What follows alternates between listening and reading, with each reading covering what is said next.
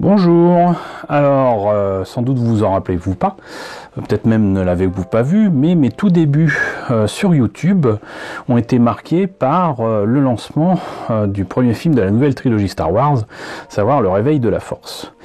J'ai fait des vidéos présentant les maquettes qui venaient de sortir avant que le film ne sorte.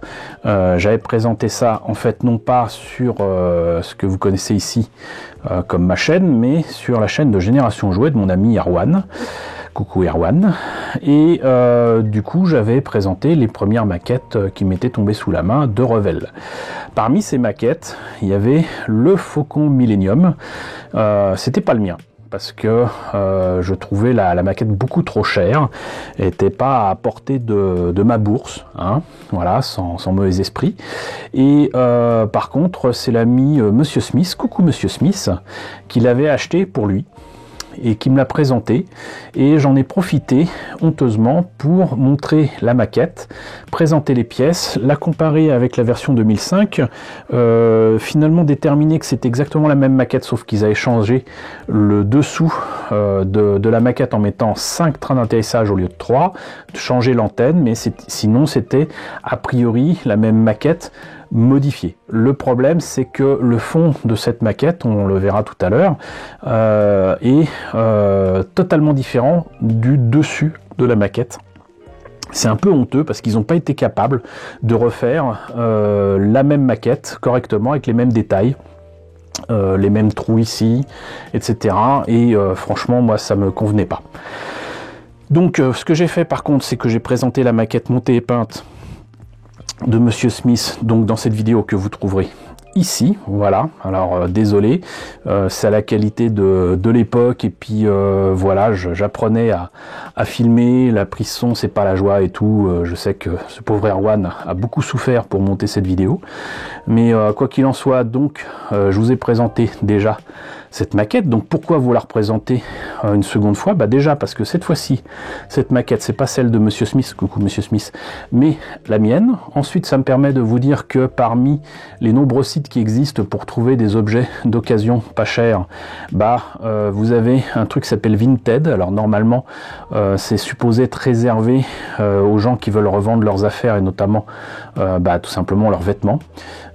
C'est un site où vous aurez essentiellement des contacts féminins, mais ce que j'apprécie surtout, c'est le sérieux du site, le sérieux des personnes qui sont sur place, et surtout, comment dirais-je, le bon niveau de français, voilà, rien à voir avec le Bon Coin, et on peut parfois trouver des trucs assez sympas.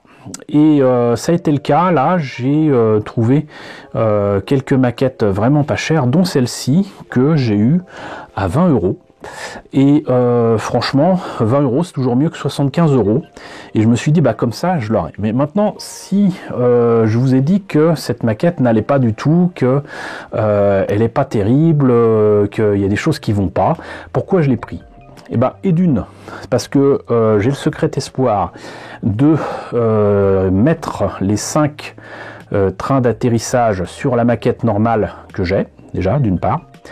Et d'autre part, parce que j'ai l'intention de faire des dioramas où justement le fond du vaisseau, on le verra pas. Et donc en fait, c'est presque un triple projet. Et je me suis dit que plutôt que de vous présenter le projet en cours et peut-être même terminé, autant vous présenter quand même la maquette avant. Voilà, et donc vous présentez cette maquette avant avec surtout une image un petit peu plus cool que celle que j'avais fait il y a 4 ans. Donc cette maquette, je le répète, si vous la trouvez à plus de 30 €, fuyez-la. Voilà, ça ne vaut pas 50 €, ça ne vaut pas 60 €, ça ne vaut pas 75 €. Voilà, donc oubliez. Par contre, à 20 ou 30 €, ça peut aller. C'est une grosse maquette. Le gros défaut, c'est qu'il n'y a pas de figurine avec. Mais peut-être que ça a changé avec les dernières éditions de Revell qu'ils avaient fait, notamment pour les derniers Jedi. Et peut-être même y a-t-il un nouveau boîtier qui est sorti pour l'ascension de Skywalker, mais j'en doute. Donc, cette maquette-là, elle a 4 ans. Ici, vous voyez Encore une fois, l'illustration qui est pas terrible d'ailleurs, hein, je la trouve assez mal peinte, assez mal dessinée, les proportions ne vont pas du tout. On a l'impression que la personne qui a fait ça s'est basée sur le jouet de Kenner Hasbro des années 80-90. C'est très étrange, là la cabine elle est vraiment surdimensionnée. Quoi qu'il en soit, donc là vous avez les illustrations pour les autres maquettes qui étaient proposées, ça je vous les ai proposées aussi. Donc les deux X-Wing, celui de peau qui était donc noir et orange, en tout cas à la fin du film, le normal de le X-Wing de la Résistance avec les bandes bleues, le TIE Fighter des forces spéciales que je vous ai présenté également, et enfin la navette de Kylo Ren que je vous ai présenté aussi et que je n'avais pas acheté à l'époque non plus et que je n'ai acheté finalement qu'en la trouvant pas chère. Alors je sais plus si c'était à Nose ou à Action, mais en attendant, donc il n'était pas question que je mette 50 € là-dedans, et quand je l'ai trouvé à peut-être 10 €, bah évidemment que j'ai sauté dessus. C'est une évidence. Donc voilà. Je l'ai déjà dit dans l'autre vidéo, mais ce kit est supposé d'après Revell être au 1,72. Autant vous le dire, c'est très clairement pas le cas, mais bon, au moins ils ont mis une échelle, alors pourquoi pas. Il n'y a rien sur les côtés de la boîte de mémoire, donc ce que je vous propose c'est de voir les pièces. Alors je vais pas vous refaire la vidéo que du coup vous pouvez voir, mais par contre il me semble que je n'avais pas présenté la notice, et ce qui m'étonne c'est que la notice que j'ai reçue, c'est ni plus ni moins une vulgaire photocopie couleur. C'est relié avec une agrafe, c'est des pages simples et c'est la honte. Voilà. Franchement, ce sont de très très vilaines photocopies. Alors les pièces en présence, on commence par le cockpit, les trains d'atterrissage, la rampe d'accès, les pseudo-canons, l'antenne, les baies de train, pour donc l'une des rares parties de ce kit à être nouveau, donc qui est donc le dessous de l'appareil. Vous pouvez faire les baies de train fermées. Pour ajouter les détails, vous mettez les, comment dirais-je, la tranche du vaisseau. Hop, le moteur qui ressemble à rien, on va y revenir. Le dessus. Et j'ai l'impression que c'est tout. Alors le truc c'est que pour moi je pars du principe que comme c'était dans la boîte, c'était ce qu'il y avait à l'origine. J'ai pas souvenir que ce fussent des photocopies il y a 4 ans. Peut-être sont-ce des photocopies qui ont été faites par la personne qui me l'a vendu, hein, on ne sait jamais. Mais c'est vraiment pas terrible. Bon, ça se trouve en fait c'est peut-être effectivement un fichier PDF trouvé sur le site de Revell qui a été imprimé en couleur parce que la notice n'était plus avec la boîte, mais les pièces étaient sous plastique. D'ailleurs au passage, si vous vous demandez, je me suis coupé comme un imbécile en ouvrant les sachets. Donc même avec l'expérience, vous voyez, même après 40 ans d'expérience, on continue à se couper comme des noobs. Donc ça, c'est pas avec les pieds, mais c'est exactement identique à ce qui était proposé en 2005. Ça, c'est totalement différent. Et d'ailleurs, on voit ici qu'il y a écrit 2015, Revell, Millennium Falcon, Revell. Voilà, et donc c'est différent. Et c'est tellement différent que ça va pas. Voilà, revoyez la vidéo, mais là, ici, par exemple, ça c'est trop petit. Là, c'est 2 fois plus grand. Là, il n'y a pas d'espace pour les mandibules. Là, il y a un espace pour les mandibules. C'est légèrement courbé, pourquoi pas, pour faire oublier peut-être que c'est trop épais. Mais bon, voilà. Si je vous présente cette pièce-là, c'est surtout pour vous dire que moi, je vais prendre l'ancienne maquette, tenter de voir si je peux prendre uniquement cette partie là et la mettre sur l'autre.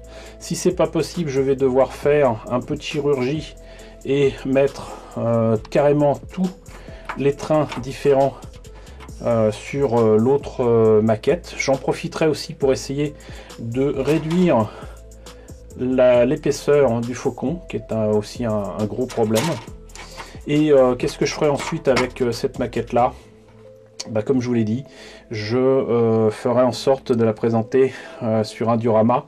Alors dans le réveil de la force, on les voit sur Starkiller, ils sont plantés littéralement dans le sol et dans la neige, donc ça on le verra à peine, voire pas du tout. Pareil pour le dernier film, je ne spoil rien, mais à un moment il se pose, il se crache de manière identique, mais cette fois-ci dans du sol, donc ça on le verra pas. Donc pourquoi pas faire ça, et puis ça donnera une utilité à ce truc. Cela dit, les idées de kit bash ne manquent pas, même avec ces pièces là, mais donc vous voyez que de toute manière ça je peux pas le laisser tel quel non plus, hein. C'est l'arrière du faucon. Je mettrai des serflex ici, donc c'est la cabine et les vitres des comment dirais-je, des canonnières. Et sinon, pour la faire simple, c'est vraiment peint avec les pieds. Ça, j'en avais un très mauvais souvenir. Et ça, donc, c'est la grappe, en plus de cette partie-là, qui diffère du modèle de 2005. Donc là, vous avez des trains d'atterrissage avec beaucoup plus de détails. La rampe d'accès est différente. Il y a les baies de train qui sont différents. Là, vous voyez, c'est les baies de train de 2005. Ici, c'est les baies de train de 2015. Ça n'a plus rien à voir. Et donc, une partie de ce qui est là sera utilisée sur le Faucon. Ça, par exemple, ça aussi, certainement ça, donc à l'avant du Faucon. Sans doute ces trucs-là. Et là aussi. Mais sinon, là, les baies de train, les trains d'atterrissage eux-mêmes du Faucon, donc à 3 trains d'atterrissage, ça ne sera pas utilisé. Donc il y a beaucoup de pièces qui sont récupérables. Voilà. Mais donc c'était pour vous représenter de nouveau ce kit, pour faire une espèce de avant-après si vous voulez. Et à la prochaine vidéo, je vous présenterai justement le kit de 2005, voir comment agencer les pièces, et puis on essaiera de se lancer sur un projet relativement simple avec des dioramas à la clé. Voilà, donc bah écoutez, j'espère que cette nouvelle présentation du Faucon Millenium version réveil de la force et quelque part aussi dernier Jedi vous aura quand même intéressé. N'hésitez pas à voir la précédente vidéo que j'avais faite donc pour Génération Jouet. Vous avez eu le lien tout à l'heure. N'hésitez pas à me dire ce que vous en pensez dans la section commentaires. N'hésitez pas à liker, n'hésitez pas à partager, n'hésitez pas à vous abonner si ce n'est pas déjà le cas. Coucou aux nombreux abonnés qui nous ont rejoints dernièrement, bienvenue ici. Coucou aux grands anciens qui me suivent depuis 4 ans. Merci à tous de votre fidélité, merci à tous surtout de votre soutien sur Tipeee et sur Paypal. Je vous laisse d'ailleurs avec le générique de fin, avec les contributeurs de la chaîne. Je vous dis donc à très bientôt pour la suite de ce projet.